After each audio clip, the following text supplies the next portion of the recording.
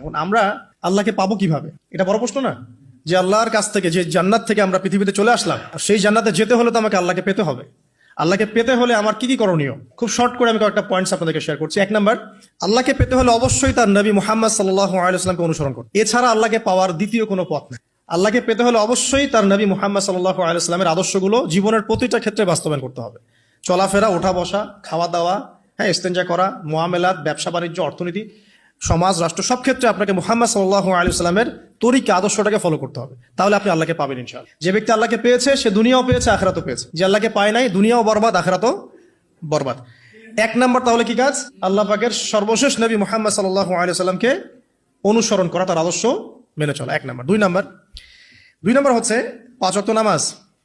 আল্লাহকে পেতে হলে নামাজ লাগবে। নামাজ নাই, আল্লাহ নাই। ওয়াস্তাঈনু বিস-সাবরি ওয়াস-সালাহ, তোমরা সবর এবং সালাতের মধ্য দিয়ে আল্লাহর সাহায্য প্রার্থনা করো। আমরা এই জন্য নামাজে বলি ইয়াকা না'বুদু ওয়া ইয়াকা নাস্তাঈন, আমরা শুধু আপনারই ইবাদত করি এবং আপনার কাছেই সাহায্য প্রার্থনা করি। তো আল্লাহকে পেতে হলে নামাজের কোনো বিকল্প নাই। আল্লাহকে পাওয়ার তৃতীয় একটা মাধ্যম বলে দিই আমি, সওম বা রোজা রাখা। অল্প সময় গুটিয়ে নিচ্ছি, সওম বা রোজা রাখা। রোজা কেন আল্লাহকে পাওয়ার মাধ্যম জানেন? কারণ রোজা রাখা অবস্থায় আমরা কিন্তু গোপনে পানাহার করি না, করি? আমরা রোজা রেখেছি, গোপনে কিন্তু পানি খেতে পারি, কেউ দেখবে না। গোসল করছেন, আপনি পানি খেতে পারেন, কেউ দেখবে? দেখবে না। লুকিয়ে লুকিয়ে আপনি কিন্তু খাবার খেতে পারেন, কেউ দেখবে না, বাসায় কেউ নাই দেখার, কিন্তু আপনি খান না। আপনি সবর করেন, সহ্য করেন, একদম সূর্যাস্তের সময় গিয়ে আপনি ইফতার করেন। এই যে কাজটা আপনি কেন করেন? কারণ আপনি ফিল করেন যে আল্লাহ আপনাকে দেখছেন। কেউ আপনাকে দেখুক না দেখুক, আল্লাহ আপনাকে দেখছেন। এটাই হচ্ছে ইহসান, এটাই হচ্ছে আল্লাহ পাকের মারিফতকে উপলব্ধি করা। আল্লাহ রাসূল সাল্লাল্লাহু আলাইহি ওয়াসাল্লাম বলেছেন, ইহসান হচ্ছে আন তা'বুদাল্লাহা কাআন্নাকা তারাহ, তুমি এমন ভাবে আল্লাহর ইবাদত করবে যেন তুমি আল্লাহকে দেখছো। ওয়া ইল্লাম তাকুন তারাহু ফাইন্নাহু ইয়ারাক, তুমি আল্লাহকে দেখতে না পারলেও বিশ্বাস করবে আল্লাহ তোমাকে দেখছেন। তো এটা রোজা রাখলে উপলব্ধি হয় না যে আল্লাহ আমাকে দেখছেন? এটা হচ্ছে আল্লাহকে পাওয়ার মাধ্যম।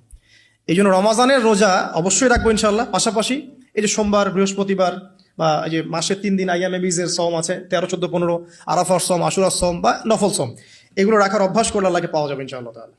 আল্লাহ পাক আমাদেরকে বেশি বেশি সওম রাখার তৌফিক দান করুন। এবং আমাকে, আপনাদের সবাইকে বিগত জীবনে আমরা যারা বিভিন্ন সময় সওম রাখি নাই বা রাখতে পারি নাই বা বিভিন্ন সালাত পড়ি নাই, পড়তে পারি নাই, এগুলোকে হিসেব করে আদায় করার তৌফিক আল্লাহ পাক দান করুন, আমিন। 4 নম্বর একটা মাধ্যম বলে দিই আল্লাহকে পাওয়ার, সেটা হলো তিলাওয়াতে কোরআন।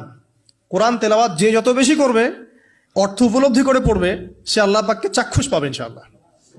মানে আল্লাহ রাব্বুল আলামিন একটা চিঠি দিয়েছেন, মনে করেন আপনাকে, আপনার একজন, কথার কথা এক্সাম্পল দিচ্ছি, যে আপনার কোনো একজন বন্ধু আছে অনেক দূরের কোনো দেশে, তা আপনি তাকে দেখেনও নাই, আপনি তাকে চিনেনও, মানে আপনি তার চেহারা দেখেন নাই, তাকে চিনেন না, তার সাথে যোগাযোগের মাধ্যম হচ্ছে আপনার চিঠি বা মেসেজ, ঠিক আছে? এখন সে আপনাকে কিছু মেসেজ পাঠালো, এই মেসেজের মধ্যে সে কিছু ইনস্ট্রাকশন দিয়েছে যে